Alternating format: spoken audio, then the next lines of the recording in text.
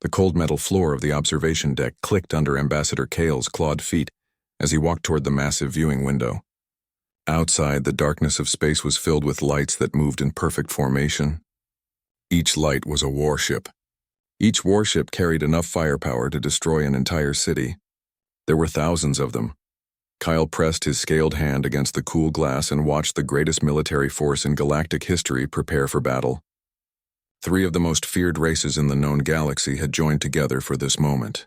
His own people, the Vorthak, were known throughout the stars for their brutal efficiency in warfare. The crystalline Nexari could bend energy itself to their will. The shadow-born Threnodi could phase through solid matter and strike from dimensions other species could not even see. Together, they had never been defeated. Together, they were unstoppable. Their target was a small blue world on the very edge of civilized space. The planet's inhabitants called it Earth, and they called themselves humans. By every measure that mattered to galactic civilization, the humans were nothing special. They had only recently learned to travel faster than light. Their weapons were primitive. Their ships were slow and clumsy compared to the sleek vessels of the Alliance fleet. Yet here they were, 3 mighty empires united against a single world that most beings had never heard of 6 months ago. Kale turned away from the window as footsteps approached. General Thys of the Nexari walked toward him, her crystalline body catching and reflecting the lights from the tactical displays around the observation deck. Her people were living crystals, each one connected to the others through quantum links that allowed them to share thoughts and coordinate actions with perfect unity. They had conquered 12 star systems without losing a single battle. Behind Thys came Commander Rex of the Threnodi. His form was more shadow than substance, shifting and flowing like smoke given intelligence and purpose. The Threnodi had evolved in the spaces between dimensions, and they could slip through reality itself to appear wherever they chose. No fortress could keep them out. No defense could predict where they would strike. The fleet reports ready for the final approach, Thys said, her voice carrying the harmonic resonance that marked her species. All ships are in position. The humans show no signs of retreat. Rex's shadow form solidified slightly as he spoke. Our intelligence suggests they have been preparing defenses since first contact 3 cycles ago. Their efforts appear inadequate. Kyle nodded but said nothing. Something about this entire situation felt wrong to him, though he could not put his finger on exactly what. The humans he had met during the diplomatic missions had been strange. Not weak exactly, but different in ways that made him uncomfortable. The first contact had happened almost by accident. A Vorthak exploration ship had detected unusual energy signatures from the human home system and moved to investigate. What they found was a species that had just invented faster-than-light travel and was eagerly reaching out to the stars, hoping to find friends among the galaxy's older civilizations. The galactic powers had tried diplomacy first, as was proper. Representatives from dozens of species had traveled to Earth to welcome humanity into the broader community of intelligent life. The humans had been excited, grateful, and almost childishly eager to learn everything they could about their new neighbors. But they had also been asking questions. Strange questions. Questions about military tactics, about the history of galactic conflicts, about the weaknesses and limitations of various species and their technologies. When confronted about their curiosity regarding warfare, the humans had explained that they simply wanted to understand how peace was maintained in such a diverse galaxy. The questions had continued, growing more specific and more troubling. How did the Nexari coordinate their hive mind attacks? What were the theoretical limits of Threnodi phase technology? Had anyone ever successfully defended against a Vorthak kinetic bombardment? The humans claimed they were asking for academic reasons, to better understand their place in galactic civilization. But intelligence analysts from multiple species had begun to worry that Earth was gathering information for more sinister purposes. The final straw had come when human exploration ships began appearing in systems throughout the Outer Rim. They claimed to be conducting peaceful surveys and research missions, but they always seemed to be studying defensive positions, resource flows, and communication networks. When questioned, they offered scientific explanations that were technically accurate but somehow felt incomplete. The Galactic Council had demanded that humanity cease their expansion and submit to a formal evaluation of their intentions. The humans had politely declined, stating that they were not yet ready to join any larger political structure and preferred to continue their independent exploration of the galaxy. That was when the alliance had formed. 3 species that had been enemies for centuries suddenly found common ground in their suspicion of human motives. The Vorthak Empire, the Nixari Collective, and the Threnodi Dominion had put aside their ancient grievances to deal with what they saw as a growing threat to galactic stability. Kale had been part of the delegation that delivered the final ultimatum to Earth. The humans were given a simple choice: submit to galactic authority or face the consequences of their defiance. The human representative, a middle-aged woman named Mira, had listened to the ultimatum with a calm expression that never changed. When the delegation finished speaking, Mira had asked a single question: "Are you certain this is what you want to do?" The question had been delivered without threat or anger, but something in her tone had made Kale's scales itch with unease. There had been something in her eyes that reminded him of the way a predator looked at prey, except that humans were supposed to be the prey in this situation. The human response to the ultimatum had been delivered 3 days later. It was brief and polite. "We respectfully decline your offer. We wish you well in your future endeavors." That had been 2 months ago. Now the largest military force in galactic history was moving toward Earth to teach humanity the price of rejecting the wisdom of their betters. Kale looked at the tactical displays showing the approach routes to the human home system. The Alliance fleet was arranged in 3 main formations, each one led by the elite forces of one of the member species. The plan was simple and overwhelming: simultaneous attacks from multiple vectors that would crush any possible human resistance. Before it could organize intelligence, reports indicated that humanity had perhaps 50 warships scattered throughout their solar system. Against nearly 2,000 Alliance vessels, the outcome was mathematically certain. The humans would be defeated within hours, their planet occupied, and their species integrated into galactic civilization under proper supervision. "The humans have positioned their forces near the 6th planet," reported a Vorthak tactical officer. "They appear to be attempting to establish a defensive line." This made a sound that might have been laughter among her people. A defensive line? Against this fleet? They truly do not understand what they face. Rex's form flickered with what Kale recognized as amusement. "Perhaps they hope to negotiate once they see our full strength. Some species require a demonstration of superior force before they accept reality." Kale continued to study the tactical displays, noting details that his colleagues seemed to have missed. The human ship positions did not follow any recognized defensive doctrine. Their vessels seemed scattered almost randomly, with no apparent coordination or mutual support. It looked like the actions of a species that had never fought a real war, but something nagged at him about that assessment. During his research into human culture, he had discovered that their species had been fighting wars for their entire recorded history. Not occasional conflicts over resources, but constant, never-ending warfare that had shaped every aspect of their development. A species with that much combat experience should not make such obvious tactical errors, unless the errors were not errors at all. "Begin the final approach," Theiss commanded. "Let us end this quickly and return to more important matters." The Alliance fleet began to move, thousands of warships advancing toward the human home system, with the confidence of predators approaching helpless prey. Kale watched the approaching battle with growing unease, unable to shake the feeling that they were missing something crucial about their opponents. In the depths of space ahead, the human ships waited in their seemingly chaotic formations. To galactic military doctrine, they appeared hopelessly outmatched and poorly organized. But as Kale studied their positions more carefully, he began to see hints of a pattern that made no sense according to everything the galaxy knew about warfare. The humans were waiting, not like prey cornered by predators, but like hunters preparing a trap. The greatest military force in galactic history continued its advance toward Earth, confident in its overwhelming superiority. Behind them, Ambassador Kale watched and wondered if they were all making a terrible mistake. The alarm bells began ringing across the observation deck as the Alliance fleet reached the outer edge of the human solar system.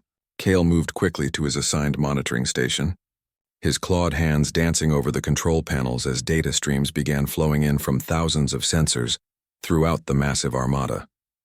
The first contact would happen near the asteroid belt, where human scouts had been detected moving to intercept the Alliance advance guard. Kale pulled up the tactical display and studied the formation of ships approaching each other in the cold darkness between worlds.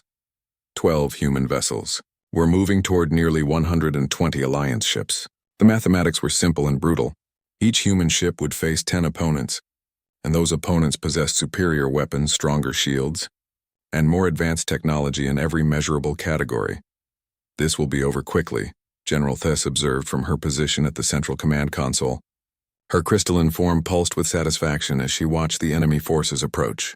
The humans will learn the price of defying galactic authority. Commander Rex materialized beside her, his shadow form coalescing into something almost solid. Perhaps some will survive to carry word back to their homeworld. Fear can be a useful tool in bringing primitive species to heel. Kyle focused his attention on the sensor readings, trying to understand what he was seeing. The human ships were indeed primitive by galactic standards, but they moved with a precision that seemed unusual for such an inexperienced species. Their formation was tight without being rigid, allowing each vessel to support the others while maintaining freedom of movement. The Alliance advance guard, meanwhile, approached in the standard formation that had proven successful against dozens of other species. 3 squadrons in a triangle pattern, with heavy cruisers in the center and lighter vessels providing screening and support. It was a textbook approach that maximized firepower while minimizing risk.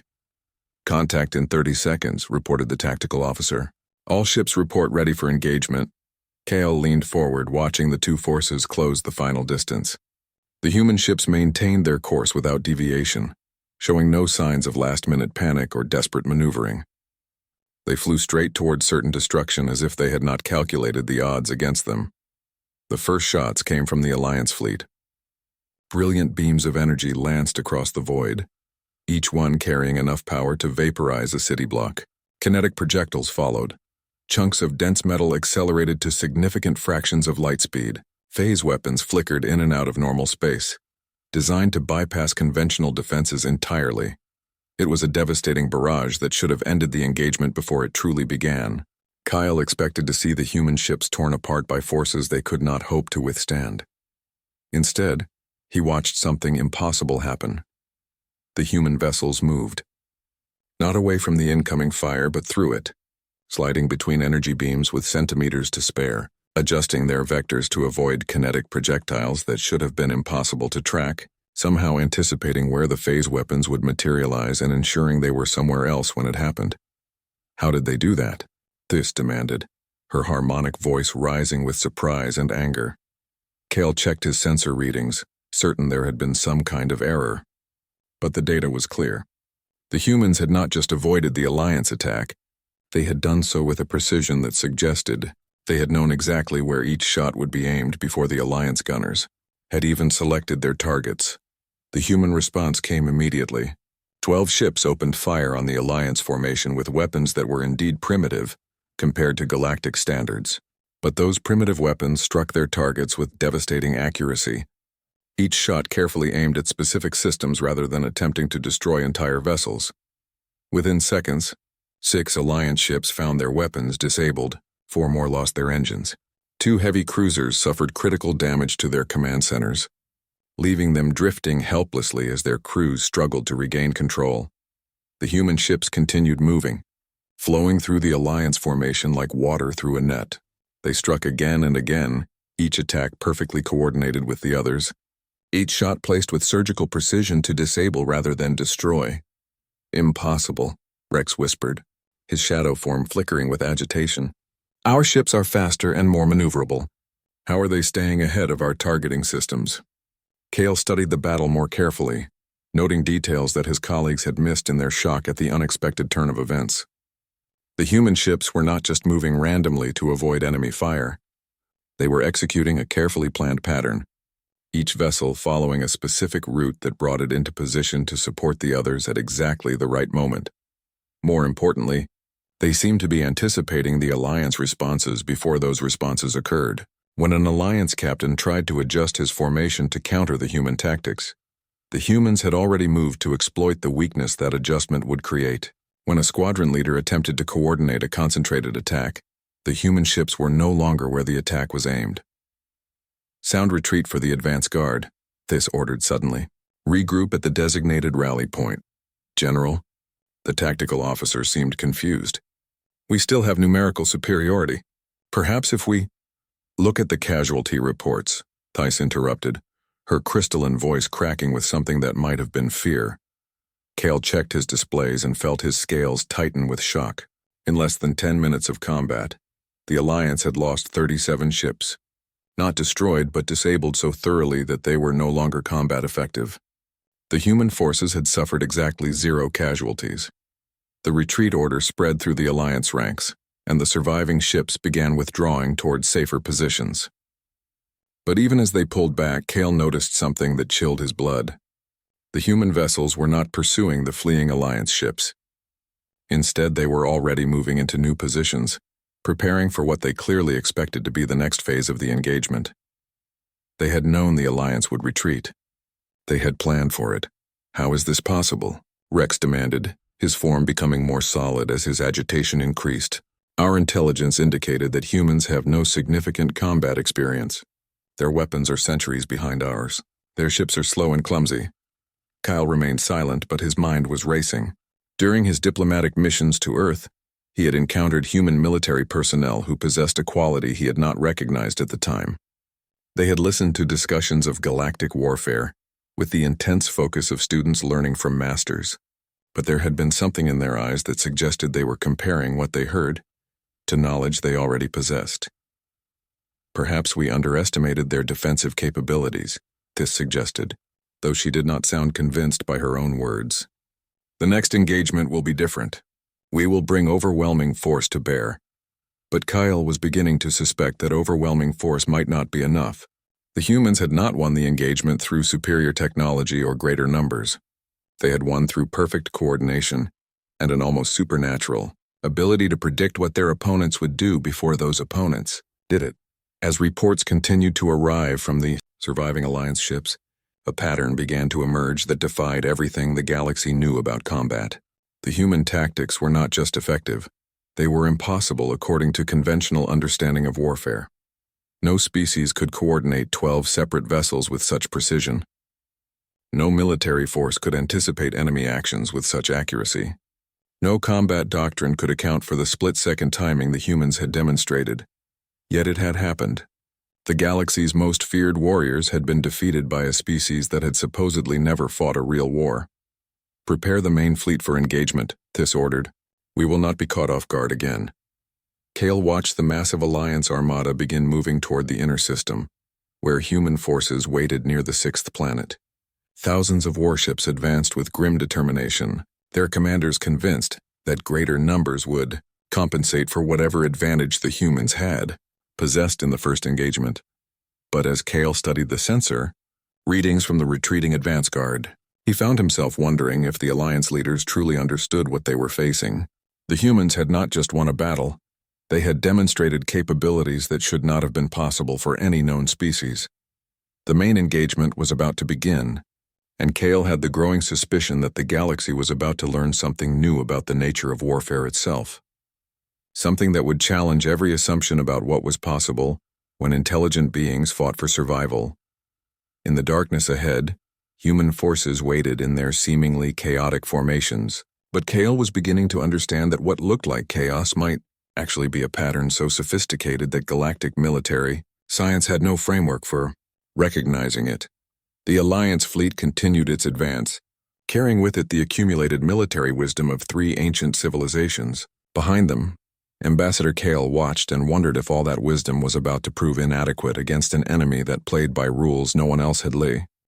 The Alliance fleet approached the 6th planet like a storm of metal and fury. Nearly 2,000 warships moved in perfect formation, their commanders determined not to repeat the mistakes of the advance guard. This time there would be no surprises, no unexpected tactics, no room for human trickery to change the outcome. Kyle stood at his monitoring station, watching the massive display that showed both fleets preparing for the decisive engagement. The human forces were positioned throughout the orbital space around the gas giant, their 50 vessels scattered in what still appeared to be a random arrangement. Against the approaching Alliance armada, they looked like insects facing a hurricane. Deploy the fleet in attack formation 7, General Thys commanded from the central console. Her crystalline body pulsed with controlled anger as she remembered the humiliation of the first engagement. Maximum firepower concentration. No fancy maneuvers, no complex tactics, We overwhelm them with pure force. Commander Rex materialized beside her, his shadow form more solid than usual. My phase squadrons will strike from multiple dimensions simultaneously. They cannot anticipate attacks that come from directions they cannot see. Kyle studied the tactical display, noting how the Alliance fleet was arranging itself. Formation 7 was a classic hammer blow, designed to concentrate the maximum amount of firepower on a single target area. It had been used successfully against dozens of species over the centuries, and it had never failed when applied with overwhelming numerical superiority. The human ships continued their seemingly aimless drift through the orbital zone. Their positions made no sense according to any military doctrine Kale had studied. They were too far apart to provide mutual support, too scattered to concentrate their limited firepower, too exposed to avoid the coming barrage. Human vessels are not responding to our approach, reported the communications officer. They maintain radio silence. Perhaps they have finally realized the hopelessness of their situation, Thais suggested. Some species become paralyzed when faced with inevitable defeat. But Kale noticed something the others had missed. The human ships were not drifting aimlessly after all. Their movements were subtle, almost imperceptible, but they were definitely moving into new positions. Each vessel was following a precise course that would bring it to a specific location at exactly the right moment. They were preparing for something. Begin the attack, Thais ordered. The Alliance fleet opened fire with everything they had. Energy weapons capable of melting mountain ranges discharged their fury across the void. Kinetic projectiles that could shatter moons streaked toward their targets. Phase weapons flickered in and out of normal space, appearing directly next to enemy vessels to deliver devastating close-range attacks. It was the most concentrated display of firepower in galactic history. The energy released in those first few seconds could have sterilized entire worlds. Nothing could survive such an assault. And then the impossible happened again. The human ships moved, not in panic or desperation, but with the fluid grace of dancers performing a rehearsed routine. As the massive barrage reached what should have been their positions, the vessels slipped through gaps in the attack pattern that should not have existed. Energy beams designed to track and follow their targets found only empty space. Kinetic projectiles aimed at precisely calculated intercept points struck nothing but vacuum. Phase weapons materialized in locations their targets had occupied moments before, but the humans were already somewhere else. How did they know? Rex demanded, his shadow form flickering with rage and confusion. The targeting calculations were perfect. They should not have been able to avoid that concentration of fire. Kale watched in growing amazement as the human formation revealed its true nature. What had appeared to be chaos was actually a three-dimensional web of interlocking positions and movements. Each ship was precisely where it needed to be to support the others, and the entire formation was designed to draw the Alliance forces into a carefully prepared trap. The human counterattack began immediately. 50 ships opened fire on nearly 2,000 targets, and somehow every shot found its mark.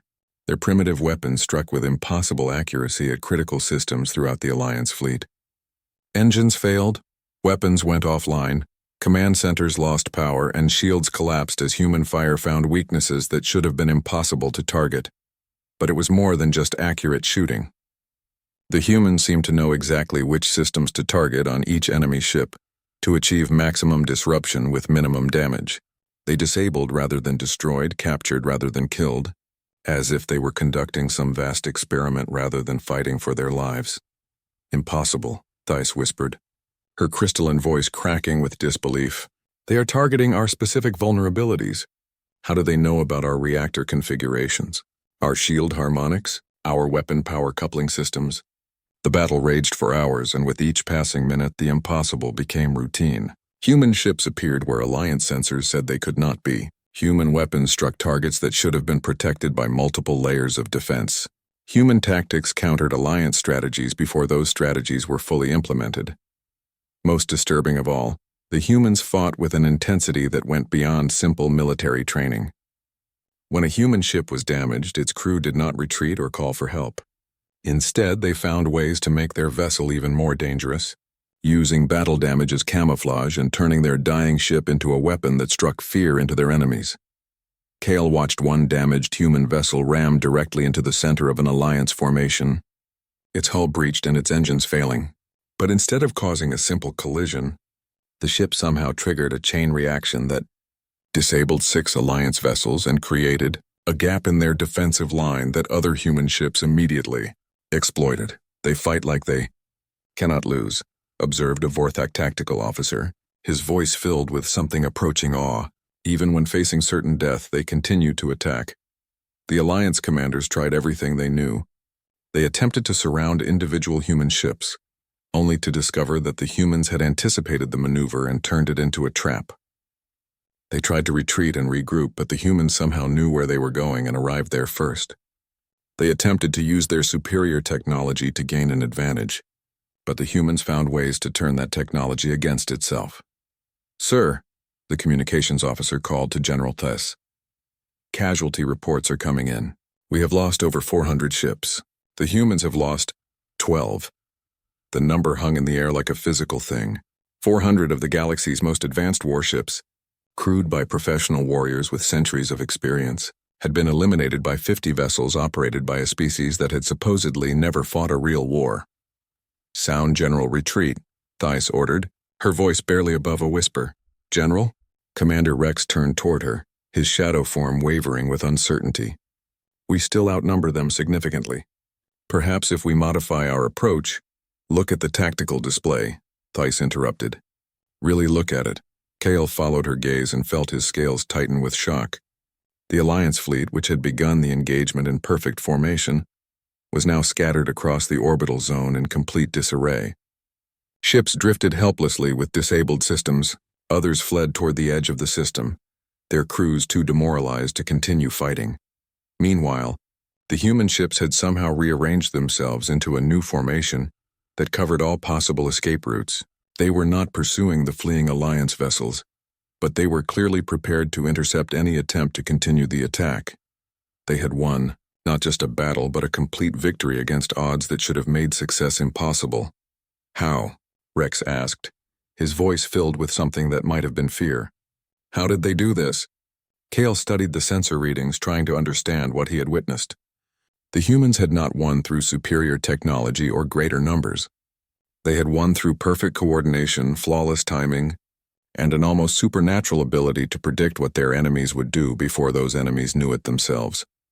But there was something else, something deeper that explained their impossible victory. The humans had fought not just as individual ships or even as a fleet, but as a single organism with 50 separate parts. Every movement had been coordinated, every action had supported the whole, and every decision had been made with perfect knowledge of what all other units were doing. It was a level of military coordination that should not have been possible for any known species. Yet it had happened, and the galaxy's most powerful military force had been defeated by what should have been easy prey. As the retreat order spread through the Alliance ranks and the surviving ships began their long journey back to friendly space, Kale found himself staring at the human formation and wondering what kind of species could achieve such impossible unity of purpose. The humans were not just skilled warriors. They were something entirely new, something that challenged every assumption about the limits of what was possible in warfare. And they had just announced their presence to the galaxy in a way that could not be ignored or forgotten. The age of human expansion was about to begin. The journey back to Alliance space took 3 weeks, and every day brought new reports that made less sense than the ones before. Kale spent most of his time in the data archives, searching through every piece of information the galaxy possessed about humanity. What he found there would change his understanding of everything he thought he knew about warfare, intelligence, and the very nature of life itself. The initial reports had been simple enough. Humans were a young species, barely 2 centuries into their industrial age when they discovered faster-than-light travel. Their technology was primitive, their society was fragmented into hundreds of competing nations, and their military capabilities were laughable by galactic standards. But as Kale dug deeper into the archived data, a different picture began to emerge. The humans had not been peaceful before they reached the stars. In fact, they had been fighting wars constantly for their entire recorded history, not occasional conflicts over resources or territory, like most species experienced. Constant warfare. Every generation of humans had grown up knowing that somewhere on their world, their own kind was fighting and dying in battles that never seemed to end. Kyle pulled up historical records that had been largely ignored since first contact. What he read made his scales crawl with unease. Humans had fought with sticks and stones, then bronze and iron, then gunpowder and explosives. They had developed weapons that could kill from great distances, then weapons that could destroy entire cities. They had fought on land and sea, in air, and eventually in space. They had fought in conditions that would have killed most other species. Most importantly, they had fought each other. While other species had evolved in relative peace, facing external threats that usually united them against common enemies, humans had developed in an environment where their greatest enemy was always another human. They had been forced to learn not just how to fight, but how to think like their opponents, how to predict actions and reactions in an endless spiral of move and countermove. This explains their tactical abilities, Cale muttered to himself as he studied battle records from human history. They have been perfecting warfare for thousands of years. But even that revelation did not fully explain what he had witnessed at Earth. The level of coordination the humans had demonstrated went beyond anything that could be achieved. Through training and experience alone, 50 ships had moved as one organism, each part perfectly synchronized with all the others. Cale requested additional data from the galactic intelligence networks, using his diplomatic credentials to access files that were normally restricted. What he found in those classified reports made him question everything he thought he understood about human nature. The humans were not just warriors. They were problem solvers on a scale that defied comprehension. Every challenge their species had faced throughout history had been met with the same response. They refused to accept that it could not be overcome. When their environment was too harsh, they changed it. When their biology was insufficient, they enhanced it with tools and technology. When their planet could not support their growing population, they reached for the stars. Other species had learned to work within the constraints of physics, biology, and logic. Humans had learned to find the exceptions, the loopholes, the edge cases that allowed them to transcend those constraints. Cale found records of human achievements that should have been impossible. They had survived ice ages that would have destroyed most civilizations. They had adapted to environments ranging from frozen wastelands to burning deserts. They had built cities in places where cities could not exist, crossed oceans that could not be crossed, and reached heights that could not be reached. But the most disturbing discovery came when Cale began to study human social structures. Unlike most species which organize themselves into stable hierarchies or collective consciousness systems, humans had developed something entirely different. They were individuals who could become a collective when necessary, then return to individuality when the crisis passed. Each human was capable of independent thought and action, but they could also merge their consciousness temporarily into larger group minds that operated with perfect coordination. It was not a hive mind like the Nexari possessed. It was something far more sophisticated, a network of independent processors that could link together to solve problems too complex for any single mind to handle. They are not just fighting as individual ships, Kyle realized as he studied the battle recordings again. They are fighting as a single distributed intelligence that happens to occupy 50 different vessels. The implications were staggering. If humans could coordinate their actions with such precision, what other capabilities might they possess?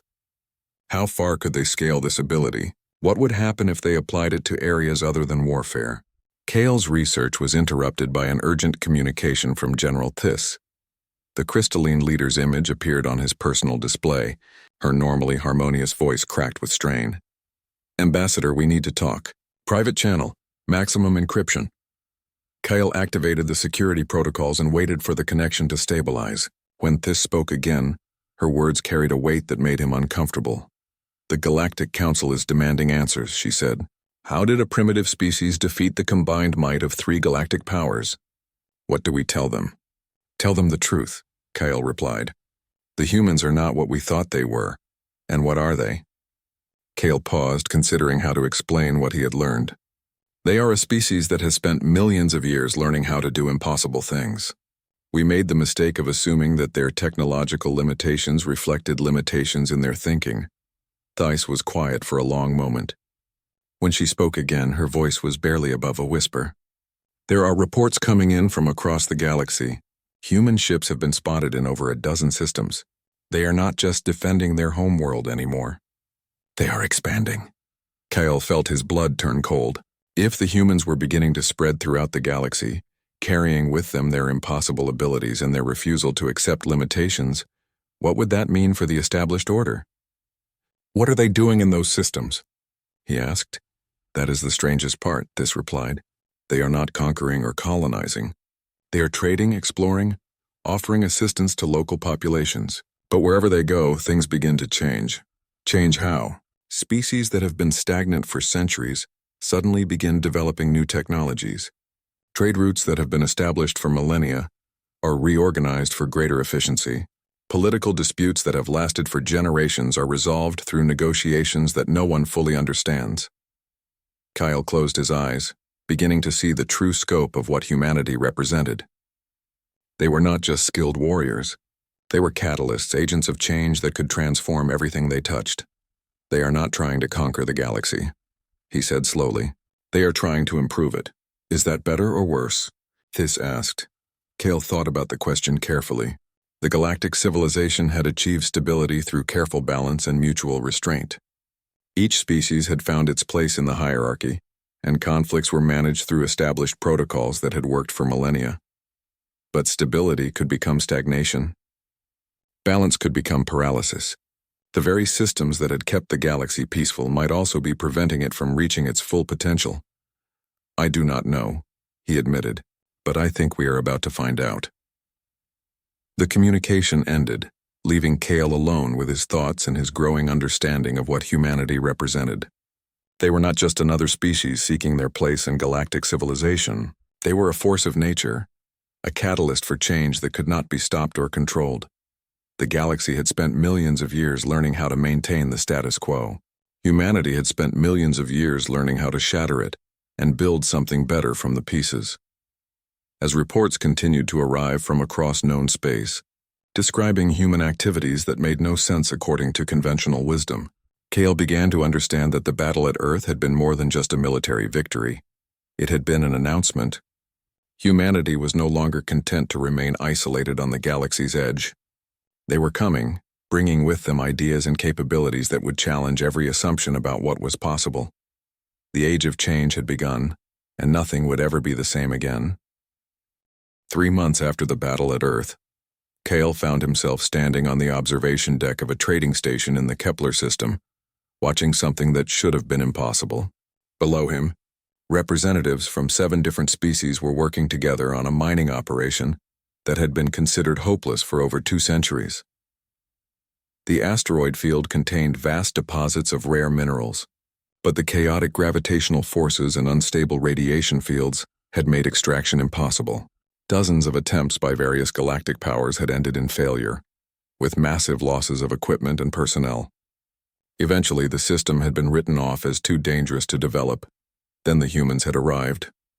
Kale watched as human engineers worked alongside Nixari technicians, Threnody phase specialists, and even a few Vorthak mining experts.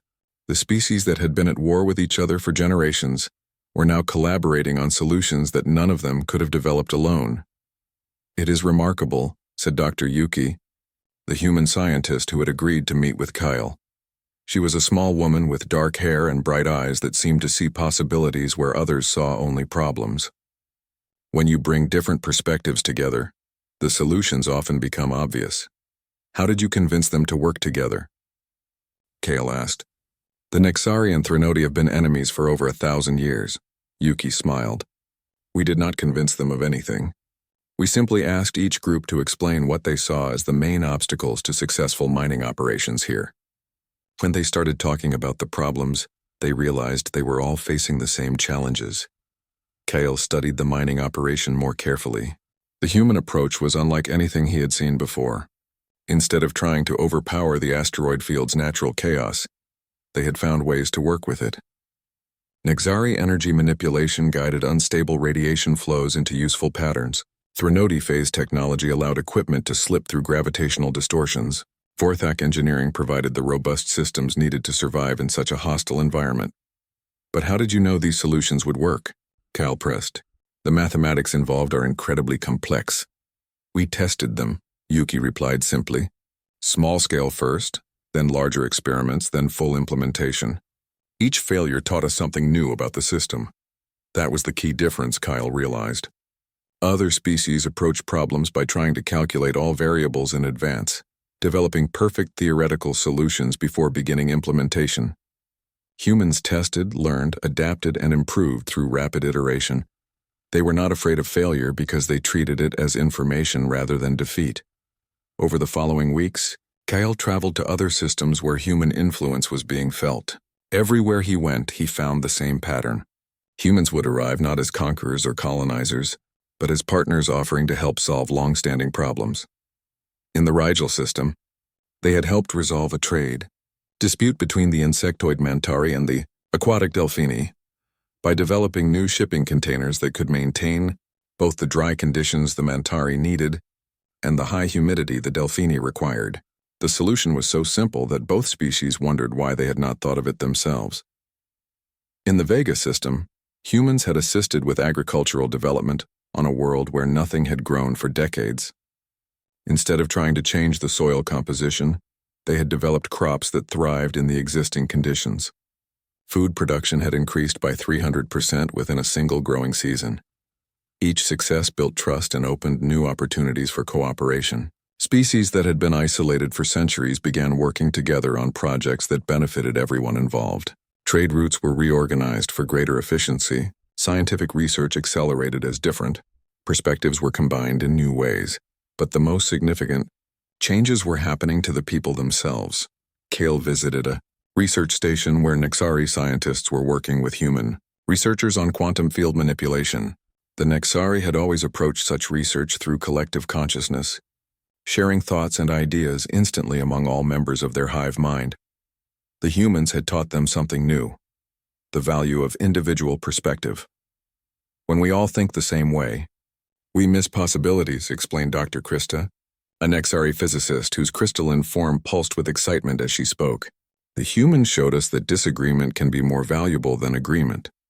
When we argue about different approaches, we discover solutions that none of us would have found alone. The humans were not just solving technical problems, they were changing how other species thought about problems themselves. Kale's travels took him to a diplomatic conference where a territorial dispute between the thermal singers and the ice builders had been ongoing for 2 centuries. Both species claimed the same star system, and neither was willing to compromise. The human mediator, a young man named Han, had listened to both sides present their cases. Then he had asked a single question. What do each of you actually need from this system? It turned out that the thermal singers only wanted the inner planets, which were hot enough to support their energy-based physiology. The ice builders only wanted the outer planets, which were cold enough for their crystalline structures to remain stable.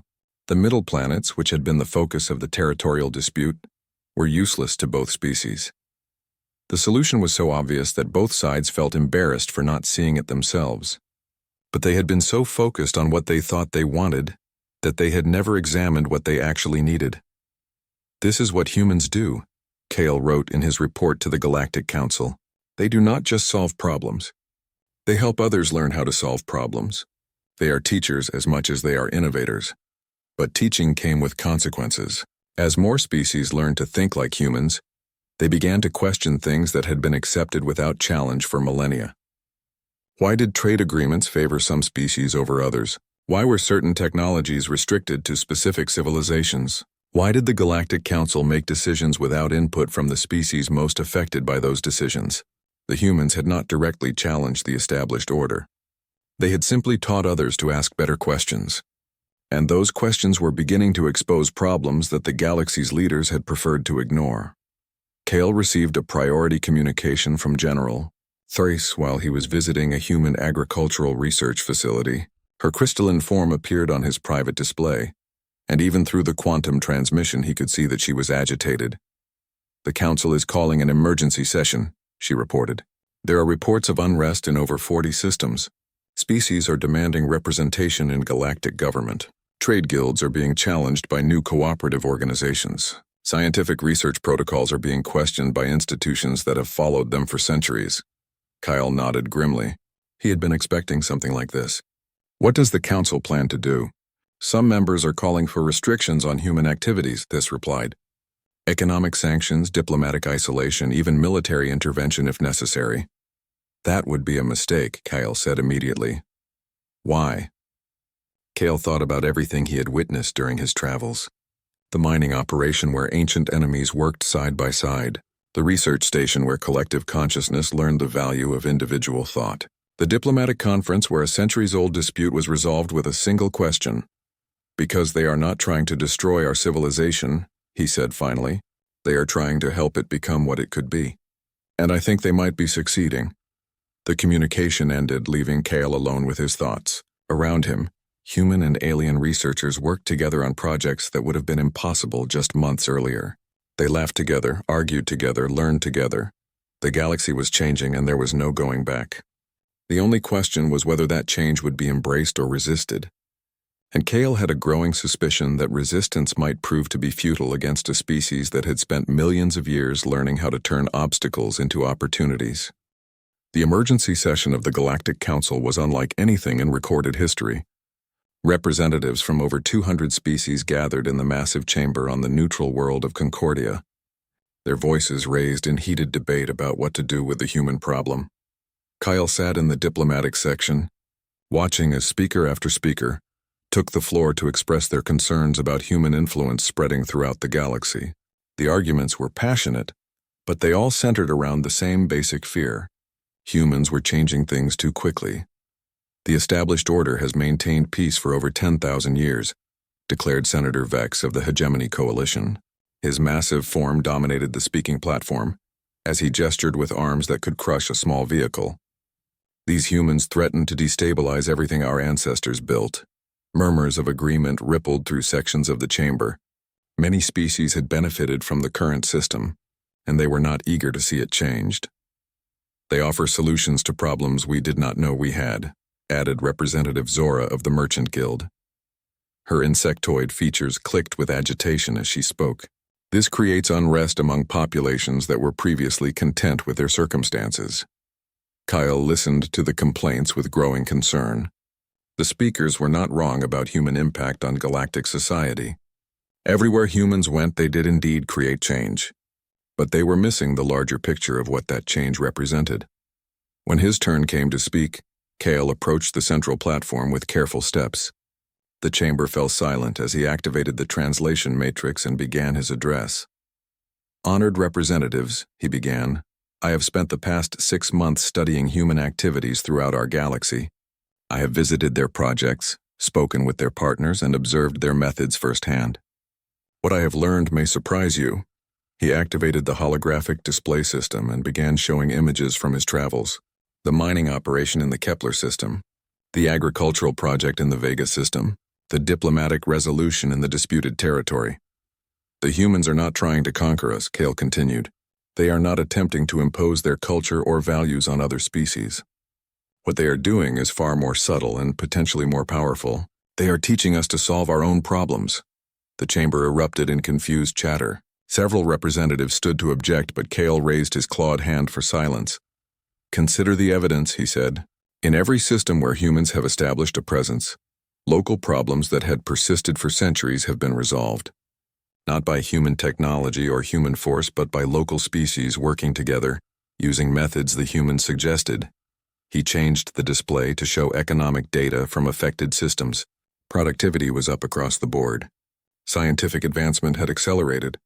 Interspecies cooperation had increased dramatically. The humans are not changing our civilization by force, Kale explained. They are showing us what our civilization could become if we stopped accepting limitations as permanent. Senator Vex rose from his seat, his massive frame trembling with anger. You speak as if these changes are beneficial. But change itself is dangerous. Stability requires predictability. If species begin questioning established protocols, chaos will follow. Will it? Kyle challenged. Or will progress follow? The humans have been questioning established protocols for their entire existence. Their planet should have been a wasteland of constant warfare. Instead, they achieved space travel in less time than most species take to develop agriculture. The debate continued for hours, with representatives splitting into two clear factions. Those who had benefited most from the current system wanted immediate action to contain human influence. Those whose species had been marginalized or restricted saw opportunity in the changes humans were bringing. As the arguments grew more heated, Cale realized that the galaxy was facing a decision point that would define its future for millions of years to come. Would they embrace the change that humanity represented, or would they try to destroy it to preserve the status quo? The answer came sooner than expected. "I call for an immediate vote," Senator Vex announced. "All in favor of Resolution 847, designation of humanity as a Class 7 existential threat, with immediate implementation of containment protocols." The chamber fell silent as representatives considered the implications. A Class 7 designation would authorize economic sanctions, diplomatic isolation, and ultimately military action to prevent humanity from spreading further throughout the galaxy. The vote was closer than Cale had expected. Nearly half the chamber voted against the resolution, representing species that had begun to benefit from human partnerships. But it was not enough. Resolution 847 passed by a margin of 12 votes. Within hours, the galaxy's most powerful civilizations began implementing containment measures.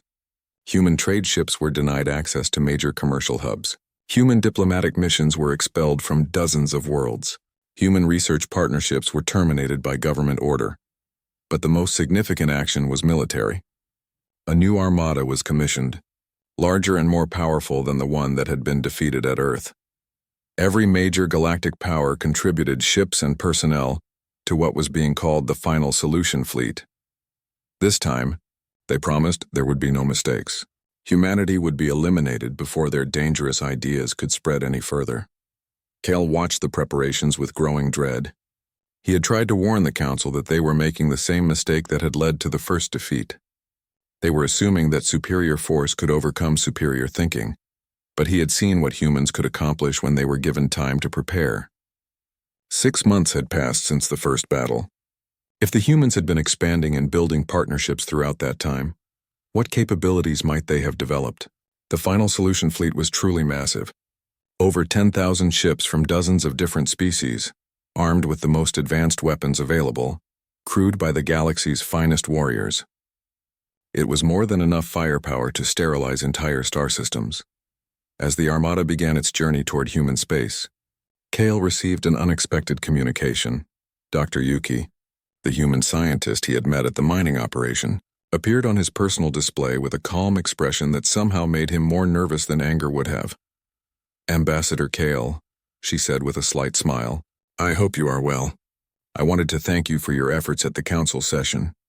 We know you tried to help them understand. The fleet is already underway," Kyle replied. "They will arrive at Earth within the month. This force is far larger than the first one. I fear for your people." Yuki's smile widened slightly. "That is kind of you to worry. But I think you misunderstand the situation. We are not planning to defend Earth." Cale felt his scales tighten with confusion. "What do you mean?" "Earth was never the real target," Yuki explained. "The Council is trying to contain an idea, not a place. But ideas cannot be contained once they have been shared. The galaxy has already changed, Ambassador. The question now is whether that change will be peaceful or painful."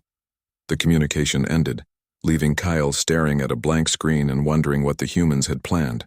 If they were not going to defend their homeworld, what were they going to do?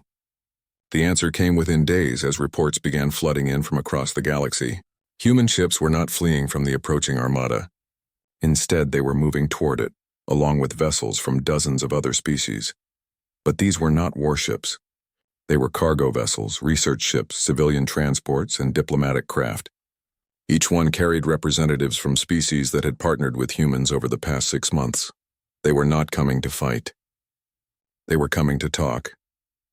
The Final Solution Fleet found itself facing not an enemy armada, but a massive peaceful convoy carrying representatives from over 100 different civilizations. Species that had learned to work together through human example, now standing united to protect the teachers who had made that cooperation possible. Cale watched the confrontation develop through long-range sensors, knowing that the galaxy stood at a crossroads. The fleet commanders could order an attack on the peaceful convoy, but doing so would mean firing on their own allies and trading partners, or they could listen to what the convoy had to say. The choice they made would determine whether the future would be built through cooperation or conquest. And Cale had a growing suspicion that the humans had already ensured that only one of those options was really possible. The standoff lasted for 3 days. 10,000 warships of the final solution fleet faced the peaceful convoy in the empty space between star systems, neither side moving, both sides waiting for the other to make the first decision. Kale found himself aboard the flagship of the Armada, having been summoned by the fleet commanders to serve as an advisor on human psychology. He stood on the bridge watching the tactical displays, knowing that the next few hours would determine the course of galactic civilization for generations to come. Admiral Corax of the Stellar Dominion paced the command deck, his 6 arms gesturing with barely controlled frustration.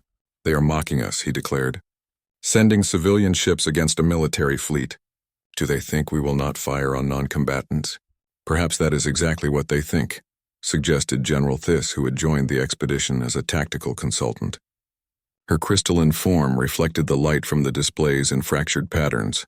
The convoy includes ships from species that are members of the Galactic Council. "If we attack, we would be firing on our own allies." Commander Rex materialized from the shadows near the sensor station. "The humans are aboard many of those vessels. We could target only the ships with human crews." "And explain to the other species why we destroyed their partners and teachers?" Kale interjected.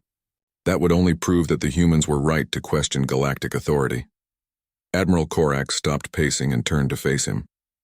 "You speak as if you support these creatures." Kyle chose his words carefully. "I support the truth, and the truth is that the humans have accomplished more in 6 months than the rest of us managed in 6 centuries. They have shown us what cooperation can achieve when it is not limited by fear of change." The debate was interrupted by an incoming communication from the convoy. The main screen activated to show not a human face but Dr. Krista. The Nexari scientist Kale had met at the research station. "Greetings, Admiral Corax," she said, her crystalline voice carrying harmonics of calm determination. "I am Dr. Krista of the Nexari Collective, and I speak for the cooperative coalition that has gathered here today." "You speak for terrorists and rebels?" Corax replied harshly. "Return to your homes immediately, or face the consequences of interfering with galactic security." Dr. Krista's form pulsed with gentle light. "We are not here to interfere, Admiral. We are here to demonstrate. For the past 6 months, we have been working with humans and with each other on projects that were previously impossible. We have achieved breakthroughs that benefit all our species." She gestured, and the display changed to show a series of images. The mining operation that had been successful beyond all projections. Agricultural worlds that were feeding populations that had been hungry for generations. Scientific discoveries that were revolutionizing medicine, energy production, and space travel. "This is what humans have brought to our galaxy," Dr. Krista continued. "Not conquest or domination, but collaboration and hope. They have shown us that our limitations were often self-imposed." "Pretty words," Admiral Corax sneered. "But words will not stop this fleet from completing its mission." "Perhaps not," Dr. Krista agreed. "But consider what completing that mission would mean. You would be destroying the teachers who have shown us how to solve problems we thought were unsolvable. You would be silencing the voices that have brought former enemies together as partners." She paused, letting her words sink in before continuing. "And you would be doing so to preserve a system that has kept our galaxy stagnant for millennia. Is that really the legacy you want to leave for future generations?" The communication ended, leaving the bridge in tense silence. Kyle could see the internal conflict playing out on the faces of the officers around him. They had come here expecting to face an enemy, but instead they were being asked to examine their own motivations. "Sir," reported the communications officer, "we are receiving messages from the convoy ships. Each vessel is broadcasting testimonials from their crews about successful human partnerships." Admiral Corax's expression darkened. "Cut the transmissions. I will not listen to propaganda." But the damage was already done. The crew had heard enough to plant seeds of doubt about their mission. Were they really protecting galactic civilization? Or were they preventing it from becoming something better? The answer came from an unexpected source. A junior tactical officer, a young Vorthak named Dex, stepped forward with obvious nervousness. "Admiral," he said, his voice barely above a whisper, "my sister was part of the agricultural project in the Vega system. Before the humans arrived, her colony was facing starvation. Now they have surplus food and are helping feed 3 other worlds." Admiral Corax turned on him with fury. "Return to your station, officer. Personal anecdotes do not change military necessity." But other voices began to speak up. a Nexari engineer whose home world had benefited from human-designed energy systems, a Threnody navigator whose species had learned new phase techniques from human researchers, a Stellar Dominion pilot whose ship used hybrid technology, developed through human partnerships. Enough, Admiral Corax roared. I will not tolerate insubordination. All personnel will remember their duty to galactic security. And what about our duty to truth? General Thiss asked quietly. Her crystalline voice carried through the bridge with perfect clarity. I have seen the reports from every system where humans have established partnerships. Violence has decreased. Productivity has increased. Scientific advancement has accelerated. These are facts, not propaganda. Admiral Corax stared at her in disbelief. You would betray your own species for these aliens?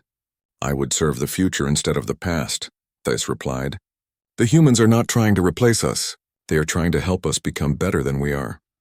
The bridge erupted in heated discussion as officers chose sides. Some remained loyal to the mission, convinced that human influence was dangerous regardless of its apparent benefits. Others began to question whether destroying the source of galactic progress was truly in anyone's best interest. Commander Rex materialized fully, his shadow form becoming more solid than Kale had ever seen it. Perhaps there is a third option, he suggested. Instead of destroying the humans, why not learn from them? If their methods are truly superior, should we not adopt them ourselves? You speak of surrendering to them, Admiral Corax accused. I speak of growing beyond our limitations, Rex replied. Is that not what evolution requires? The debate continued for hours, but the outcome was becoming inevitable. Too many officers had seen the evidence of human success. Too many had friends or family members who had benefited from human partnerships. Too many had begun to question whether the old ways were really the best ways. The final decision came not from the Admiral, but from the crew itself. One by one, ships began breaking away from the fleet formation and moving toward the convoy. Their crews had chosen cooperation over conflict, progress over stagnation. Admiral Corax watched his armada dissolve around him, powerless to stop the defections. When the tactical display showed that over half his ships had joined the convoy, he finally accepted the inevitable. Stand down all weapons, he ordered with bitter resignation. Open communications with the convoy leaders. What followed was not a surrender but a transformation. The final solution fleet became something entirely new. A mobile conference where representatives from hundreds of species could meet, share ideas and work together on solutions to galactic challenges. Humans were present throughout the discussions, but they did not dominate them. Instead, they facilitated conversations, suggested new approaches, and helped other species discover capabilities they had not known they possessed. Kyle found himself working with mixed teams on problems that had seemed insurmountable just months before. Energy distribution across vast distances, communication protocols for species with incompatible sensory systems, resource allocation methods that benefited everyone rather than favoring the powerful. The solutions that emerged were elegant, efficient, and most importantly, they worked. Not because humans had imposed their will, but because diverse perspectives had been combined in new ways. Within a year, the changes had spread throughout the galaxy. The old Galactic Council was replaced by a distributed network of cooperative councils, each focused on specific challenges rather than territorial control. Species that had been enemies for millennia began working together on projects that benefited all participants. Trade became truly free as artificial barriers were eliminated and new partnerships formed. Scientific research accelerated as knowledge was shared openly rather than hoarded by individual civilizations.